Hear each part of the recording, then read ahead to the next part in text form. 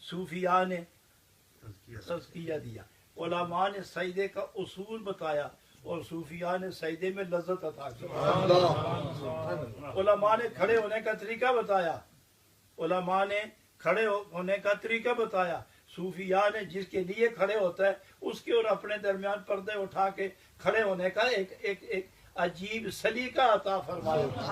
گویا اعمال کی ظاہری شکل علماء نے پیدا کی ہے اور اس میں اخلاص و نورانیت صوفیاء نے پیدا کی۔ تو صوفیاء جس سلسلے کو لے کے چلے ہیں وہ طریقت آئی ہے، اور علماء جس سلسلے کو لے کے چلے وہ شریعت رہی ہے۔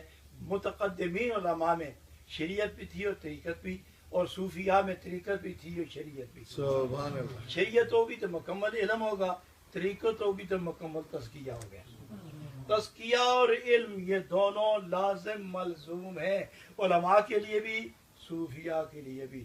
یہ علیحدہ بات ہے کہ جوں جوں کیتری اور تنزلی کا زمانہ آیا، علم سے لوگ دستبردار ہوتے گئے اور طبیعت آسائش کی عادی ہو گئی اور نفس بغاوت پر آمادہ ہوا، روح پی مردگی میں چلی گئی، تو گویا ظاہر رہ گیا اور حقیقت سے لوگ خالی ہو گئے۔ اس چیز کو دوبارہ زندہ کرنے کے لیے پھر ان صوفیاء کی ضرورت ہے جن کے پاس علم اور عمل، اخلاص اور تزکیہ کی قوت موجود ہو، اور ان سے جو رابطہ ہوتا ہے اس رابطے کا نام بیعت ہے، اور بیعت کا جو نتیجہ ہے وہ روح کی پاکیزگی اور قیامت میں رابطے اور نبی پاک کی بارگاہ تک رسائی ہے۔